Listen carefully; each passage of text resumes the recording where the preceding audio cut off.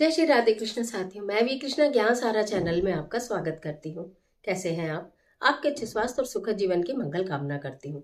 आपके अपने इष्ट देवों को कोटि कोटि नमन करते हुए, बड़ों को प्रणाम करते हुए वीडियो प्रारंभ करते हैं। साथियों, आज बात कर लेते हैं, जब पति का अफेयर किसी अन्य औरत के साथ हो जाए, जीवन दुश्वार हो जाए, वो औरत पति का पीछा न छोड़ रही हो या पति उसका पीछा नहीं छोड़ रहे हो, परिवार बच्चे सब एक तरफ कर दिए हो, केवल उसी के पीछे भाग रहे हो, तो हम महिलाओं को क्या करना चाहिए?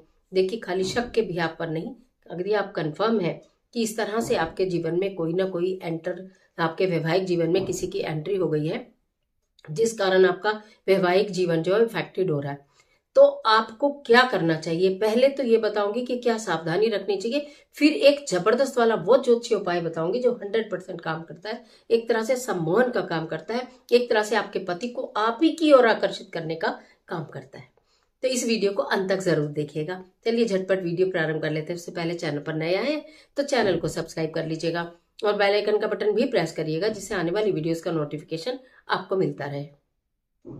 मैं बात कर रही हूँ जब पति का अफेयर किसी दूसरी औरत के साथ हो जाता है। देखिए, वैसे तो नहीं होना चाहिए, लेकिन संसार है, इसमें सब कुछ होता है। पति का नहीं, पत्नी भी आजकल, महिलाएं भी कम नहीं है, महिलाओं का भी कहीं कहीं कहीं कुछ और हो जाता है किसी भी कारणवश। ये तो नहीं कहा जा सकता कि क्या परेशानियां, उसके पीछे क्या रीजन रहते हैं, लेकिन हो ही जाता है।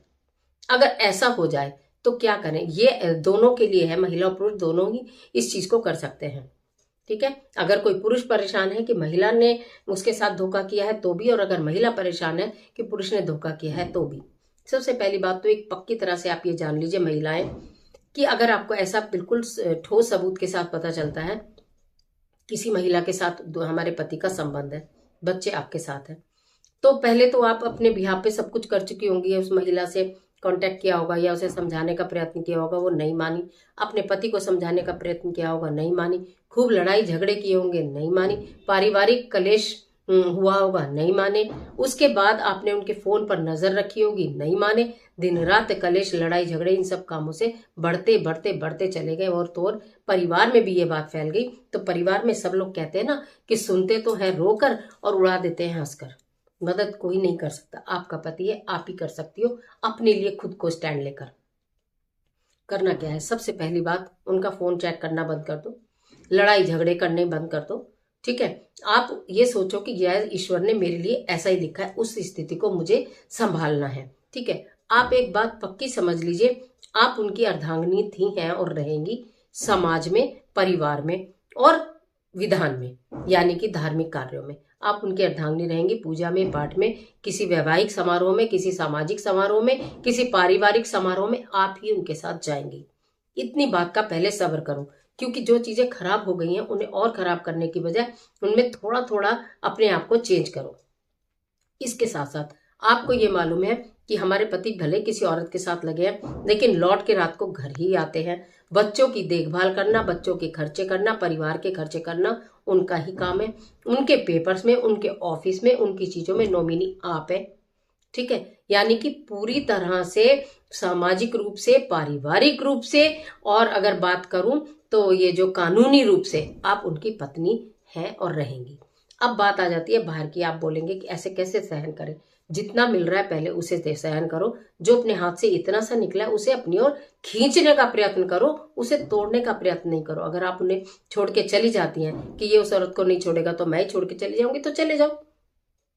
जो व्यक्ति दूसरे पर आकर्षित हो चुका है उसका आपकी धमकियों का उसके ऊपर कोई असर होने वाला नहीं है। अगर आप उसे छोड़कर चली गई तो out of sight out of mind, फिर तो वो आपको समझो मिलने वाला है ही नहीं, क्योंकि वो दूसरा जिसने उसे बरगलाया वो तो उस ताक में ही है कि इसका रास्ते का कांटा हटे।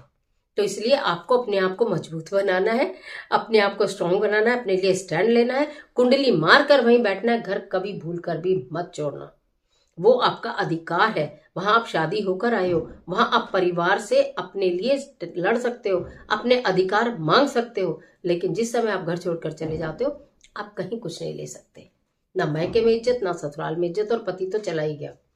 इसलिए इन चीजों को सुधार लेना। ठीक है, अब बता देती हूँ वो ज्योतिषीय उपाय।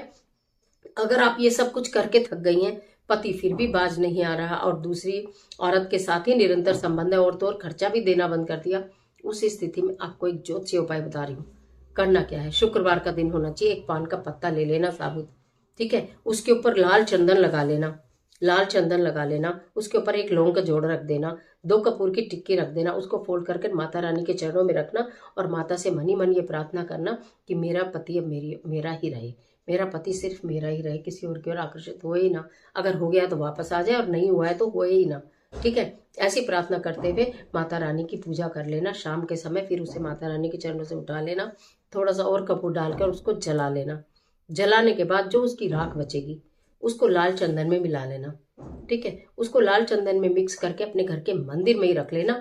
हर दिन प्रातःकाल नहाने के धोने के बाद, पूजा के बाद उसका तिलक अपने मस्तक पर करना। और अगर पति कभी भी आपके पकड़ में आ जाए, आपकी समझ में आ जाए, तो एक तिलक उसके माथे पर भी कर देना। जब जब वो तिलक लगाकर आप अपने पति के समक्ष आती हैं, पति सम्मोहित हो जाता है, पति आपके प्रति आकर्षण बढ़ जाता है और धीरे धीरे रोज ये तिलक लगाएंगे 43 डेज, तो आप ये देखना आपका पति आपका ही होगा। सब कुछ छोड़ छाड़ के सिर्फ आपके और आपके परिवार के पास, आपके बच्चों के पास आएगा, आपकी केयर करेगा, आपसे प्यार करेगा, आपका कहना मानेगा, आपकी बातें सुनेगा। कर देखिए 43 डेज। और अगर 43 डेज तक रिजल्ट नहीं आता है तो मुझे कमेंट बॉक्स में जरूर बताना। फिर एक इससे भी ऊपर का जबरदस्त वाला उपाय है, जल्दी से उसको हम करवाते नहीं है, लेकिन फिर मैं वो भी कराऊंगी।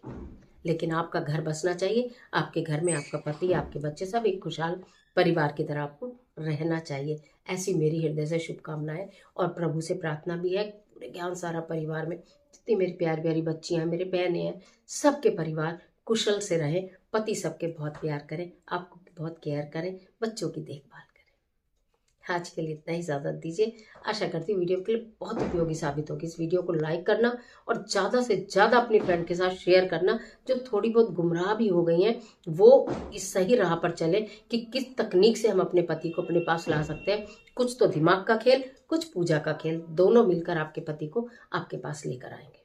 कर देखिएगा और कमेंट बॉक्स में अपने इष्ट देव का स्मरण जरूर करिएगा। वीडियो अच्छी लगे तो लाइक करना, शेयर तो जरूर करना। कर भला तो हो भला, अंत भले का भला। ईश्वर